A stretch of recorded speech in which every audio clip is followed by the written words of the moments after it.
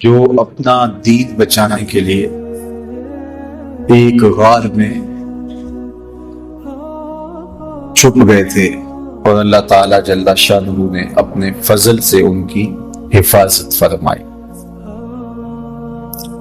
دقیانوس کے زمانے میں ایک مقتل تیار کیا گیا اور افسوس شہر کے اندر جو لوگ بتوں کی پرستش نہیں کرتے تھے ان کو اس مقتل میں لے جا کر کے قتل کر دیا جاتا۔ لوگ ڈرتے ہوئے بتوں کی پرستش کرنے لگے۔ اسی شہر میں صالح اور نیک خاندانوں کے کچھ لڑکے تھے جنہوں نے بتوں کی پرستش سے انکار کر دیا۔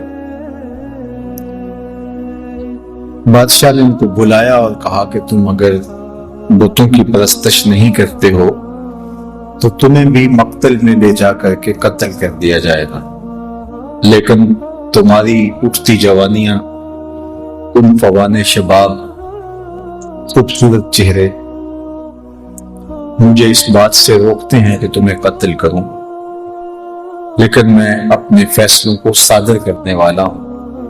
البتہ تمہیں 3 دن کی مہلت دیتا ہوں، تم سوچ لو ورنہ تمہیں بھی قتل کر دیا جائے گا۔ تو وہ نوجوان آپس میں مشاورت کرتے ہیں کہ کیا کیا جائے۔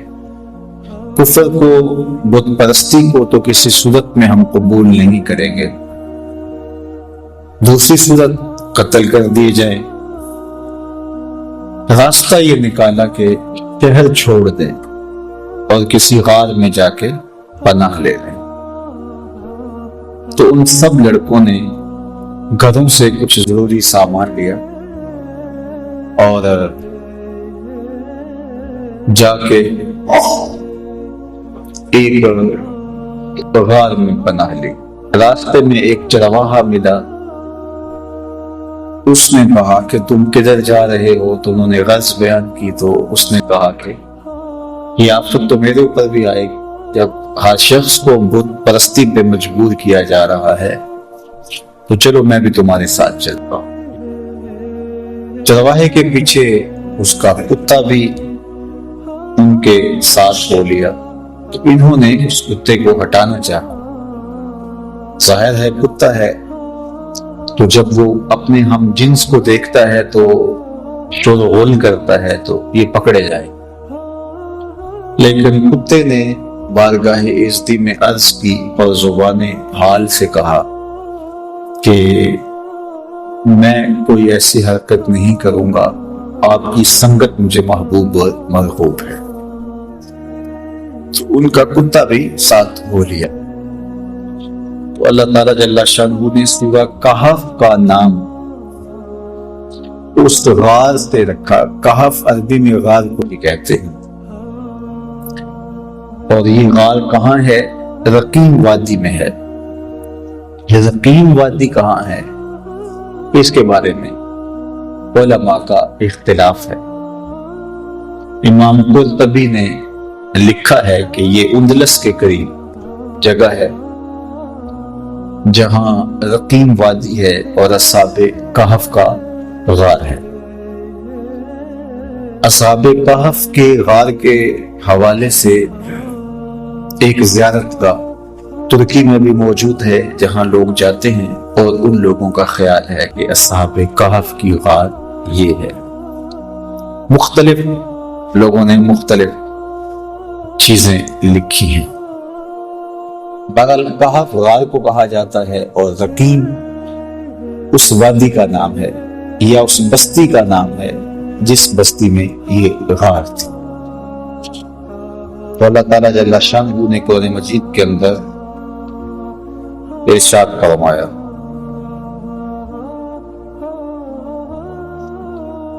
ام حسبت ان اصحاب الکہف والرقیم کانوا من آیاتنا عجبا۔ تمہیں معلوم ہے کہ پہاڑ کی کھو اور جنگل کے کنارے والے ہماری ایک عجیب نشانی تھے۔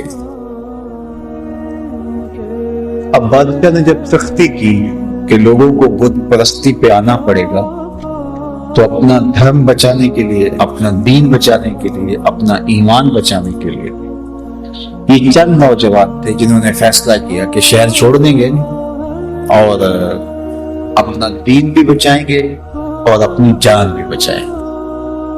شہر نہیں چھوڑتے تو یا دین جائے گا یا جان جائے گا۔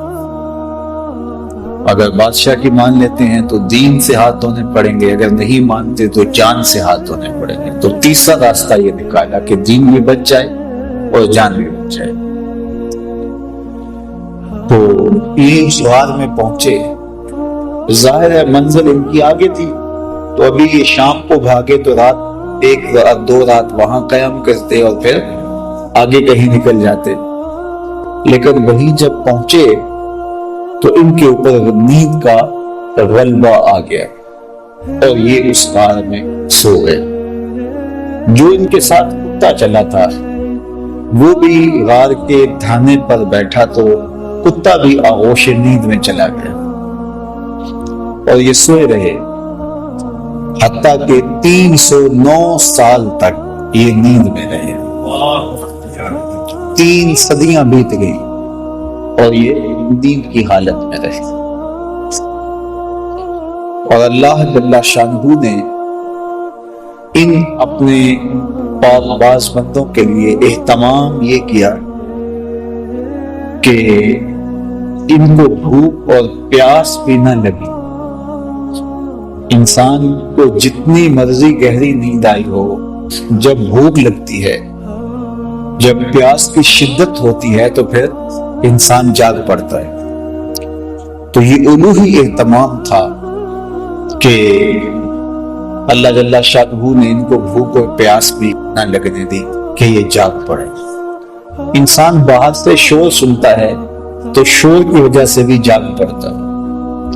تو اللہ تعالیٰ جل شانہ ارشاد فرماتا ہے فَضَرَبْنَا عَلَىٰ آذَانِهِمْ فِي الْكَهْفِ سِنِينَ عَدَدًا، اور ہم نے اس غار میں ان کے کانوں پر گنتی کے کئی برس تھپکا دیے، کانوں پر تھپکا لگا دیا کہ کوئی نامناسب آواز جو ان کو بیدار کر دے وہ بھی ان کے کانوں تک نہ جائے۔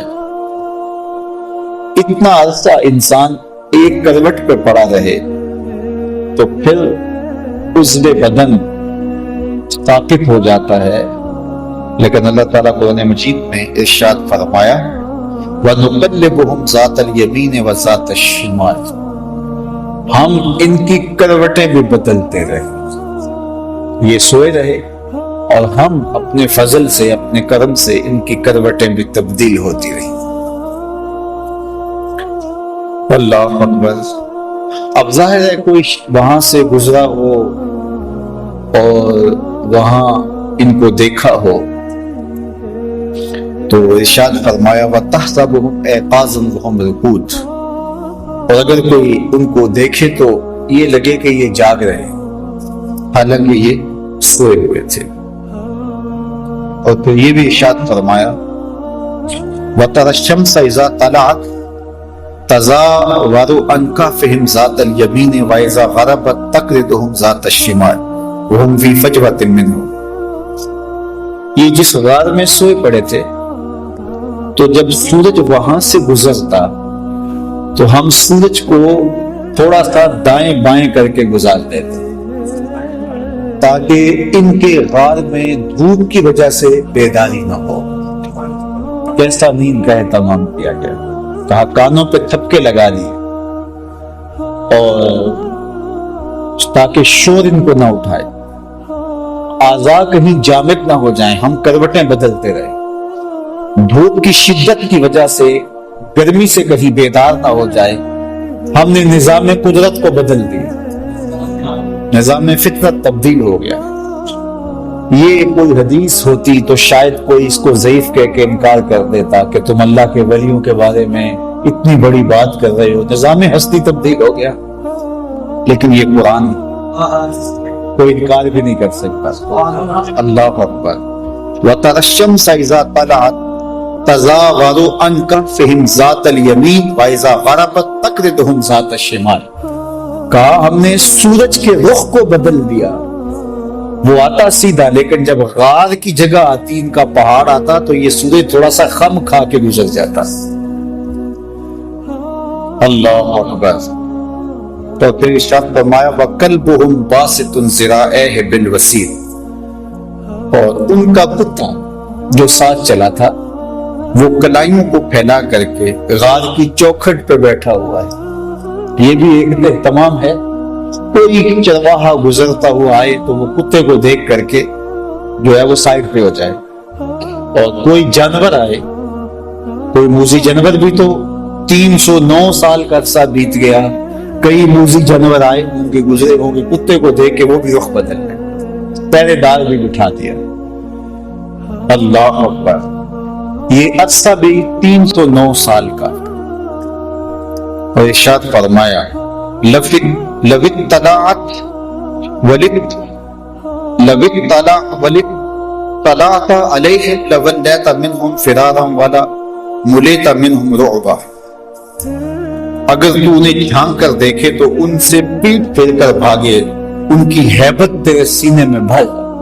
ہم نے وہاں ایک خوف بھی رکھ دیا کہ کوئی اندر جھانک کر دیکھنے کی ہمت بھی نہ کر سکے.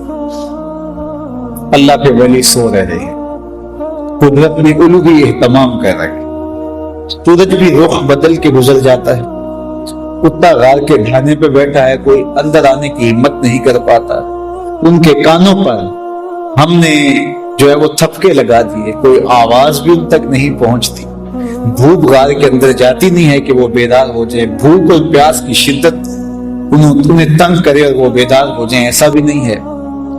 اور وہاں ایک روب رکھ دیا، ایک خوفناک منظر تھا وہاں کہ کوئی وہاں جاتا تو خوف سے آگے نہ جاتا، ایک روب دل میں پیدا ہوتا تو وہ بھاگ جاتا. اور وہ کتنا عرصہ سوئے رہے وہاں؟ 309 سال تک. اللہ اکبر. 309 سال تک. اچھا، یہ ابھی آ کے سوئے ہی تھے، کچھ عرصہ کے بعد افسوس کا بادشاہ دقیانوس مر گیا اور اس کی جگہ اس کا نیا جانشین آیا. وہ مرا، پھر دوسرا جانشین آیا، اس کا انتقال ہوا، پھر تیسرا، چوتھا، پانچواں، حتیٰ کہ وہ سارا نظام بدل گیا اور بیدروس کا زمانہ آ گیا. اور یہ نیک اور صالح حکمران تھا، اور یہ اس بات کا خیال رکھتا تھا کہ لوگوں کو عدل و انصاف فراہم کیا جائے اور لوگوں کے عقائد درست ہوں، اللہ پر آخرت پر لوگوں کا ایمان ہو. لیکن ایک فتنہ اس کے دور میں بپا ہوا. کچھ لوگوں نے کہا کہ حشر اجساد نہیں ہوگا، یعنی قیامت کے دن روحیں ہوں گی جو اللہ کے حضور پیش ہوں گی اور ان کا معاملہ ہوگا، جسم نہیں اٹھائے جائیں. حشر ارواح ہوگا، حشر اجساد نہیں ہوگا. یہ مٹی کے اندر بدن مل جائے گا، گل سڑ جائے گا، تو کیسے دوبارہ مٹی سے بدن کو اٹھایا جائے گا اور پھر حشر اجساد ہوگا؟ یہ بات سمجھ میں نہیں آتی. مشرکین مکہ کی سمجھ میں بھی یہ بات نہیں آئی، انہوں نے بھی یہی کہا تھا. وَضَرَبَ لَنَا مَثَلًا وَنَسِيَ خَلْقَهُ قَالَ مَن يُحْيِي الْعِظَامَ وَهِيَ رَمِيمٌ. سورہ یاسین کا آخر رکوع اٹھائیے. انہوں نے بھی کہا کہ جب ہم گل سڑ جائیں گے، ہڈیاں مٹی میں مل جائیں گے، تو کس طرح دوبارہ ہمیں اٹھایا جائے گا؟ وہ کہتے ہیں یہ بات سمجھ میں نہیں آتی کہ ہم دوبارہ زندہ کیے جائیں، دوبارہ ان اجسام کو اٹھایا جائے. اور نظر بن حارث کہیں سے پرانی قبر سے کوئی بوسیدہ سی ہڈی اٹھا لایا اور ہڈی اٹھا کر کے حضور کے سامنے آ کھڑا ہوا، اور ہڈی کو بری سی ہڈی کو یوں حضور کے سامنے توڑتا ہے اور اس کے ریزے زمین پہ گرتے ہیں، اور ساتھ حضور علیہ السلام سے مخاطبت کرتے ہوئے کہتا ہے ان ہڈیوں کو کون زندہ کرے گا؟ جو میرے ہاتھوں کے معمولی لمس کو بھی برداشت نہیں کر پا رہی ہے، ان کے ریزے ریزے ہو رہے ہیں۔ آپ جو دین لے کر آئے اس دین میں یہ ہے کہ ان ہڈیوں کو بھی زندہ کیا جائے گا، تو مجھے بتائیے ان ہڈیوں کو کون زندہ کرے گا؟ قل یحییھا الذی انشأھا اول مرہ وہو بکل خلق علیم۔ فرمایا محبوب فرما دیجئے یہ تو ہڈیاں ہیں، جب ہڈیاں بھی نہیں تھی جس نے انسان بنا لیا وہ ہڈیوں کو بھی زندہ کر دے گا۔ اب تو میٹیریل موجود ہے لیکن بکھرا پڑا ہے، میٹیریل ہے کمزور ہو گیا ہے، تو جب یہ ہڈیاں بھی نہیں تھی تو جب امر کن سے اس نے ہڈیوں کے بغیر انسان کو کھڑا کر دیا اور ہڈیاں پیدا کر دی، تو اب تو ان ریزوں کو جوڑ کے بنانا ہے، بکھرے میٹیریل کو جوڑنا ہے، تو اس کے لیے کیا مشکل ہے؟ تو بہت سارے لوگوں کی بات یہ سمجھ میں نہیں آتی، وہ کہتے ہیں کیسے ہو سکتا ہے؟ اللہ اکبر۔ تو اس زمانے میں بیدروس کے زمانے کے اندر یہ 300 سال کا عرصہ ہے دقیانوس سے بیدروس کے زمانے کا، مورخین نے لکھا ہے۔ تو اس زمانے میں حشر اجساد پہ بات ہو رہی تھی اور لوگوں کے دو گروہ بن گئے تھے۔ ایک طبقہ کہتا تھا کہ جسم بھی اٹھائے جائیں گے اور روحوں کو تو موت نہیں ہے، اور دوسرا طبقہ کہتا ہے کہ نہیں، جو گل سڑ گئے مٹی میں وہ کیسے اٹھائے جا سکیں گے؟ 3 دن کے بعد تو بدن پھٹنے لگتا ہے اور کچھ عرصے کے بعد ہڈیاں بھی گل جاتی ہیں، تو کس طرح جو ہے وہ دوبارہ اٹھایا جائے گا مرنے کے بعد؟ ہاں، روحوں کا حشر ہوگا، اجساد کا حشر نہیں ہوگا۔ یہ اس بحث میں پڑے ہوئے تھے، شہر میں یہ ہنگامے تھے، اس عنوان سے مناظرے تھے، طبقات تھے، اور ملک بیدروس بہت پریشان تھا کہ کس طرح قوم کو سمجھایا جائے۔ اور ادھر ان اللہ کے ولیوں کو سوئے ہوئے 309 سال بیت چکے تھے۔ اچانک ایک کی آنکھ کھلی، پھر دوسرے کی کھلی، تو چند لمحوں کے اندر یہ سارے جاگ کے بیٹھ گئے۔ اب بیٹھے ہی تھے کہ بھوک کی شدت محسوس ہوئی، اور جب شدت محسوس ہوئی تو کہا کہ جاؤ کوئی شخص چھپ چھپ کے جائے اور جا کے ہمارے لیے کھانا لے آئے، اور دیکھے کہ کسی کو پتہ نہ چلے۔ پہلے تو پریشان ہوئے کہ ہم کتنی دیر سوئے، بعض نے کہا دن کا کچھ حصہ سوئے، رات کو آئے تھے اور اب چاشت کا وقت ہے تو بس ہم کافی دیر سے سوئے ہوئے۔ بعض نے کہا نہیں، ہم شاید پرسوں سے سوئے ہوئے۔ جب دیکھا تو ناخن بڑے ہوئے تھے تو بال بھی بڑے ہوئے تھے، تو کہا ہمارا معاملہ کو عجیب ہی لگتا ہے، ہمارے بدن پہ اتنی تھکن بھی نہیں ہے کہ ہم مدتوں سوئے ہوں، اور پھر کیسے ہو سکتا ہے کہ ہم اتنی دیر سوئے رہے ہوں، اور جو ہے وہ کیسے ممکن ہے؟ تو پھر کہنے لگے خیر ہمارا معاملہ کچھ عجیب سا ہی ہے۔ اور انہوں نے پہلے تو بحث کی، قالوا لبسنا یوما او بعد یوم، پھر کہا قالوا ربکم اعلم بما لبستم، اللہ خوب جانتا ہے ہم کتنی دیر سوئے، چھوڑو اس بحث کو، بھوک کی بڑی شدت ہے تو کوئی جائے اور جا کے شہر سے چھپ چھپ کے چلا جائے اور کھانا لے آئے۔ تو ان میں سب سے سینئر اور بڑا جو شخص تھا اس کا نام حضرات مفسرین نے یملیخ لکھا ہے، تو اس کو انہوں نے جو ہے وہ سونے کے سکے دیے اور کہا جاؤ تم جا کے شہر سے کوئی کھانا لے آؤ۔ یہ جب شہر کی جانب بڑھا تو شہر کا دروازہ، عمارات ساری بدلی بدلی دکھائی دی۔ ابھی کل ہی تو نکلے تھے اور ماجرا کچھ اور تھا، آج عمارتیں کچھ اور ہیں۔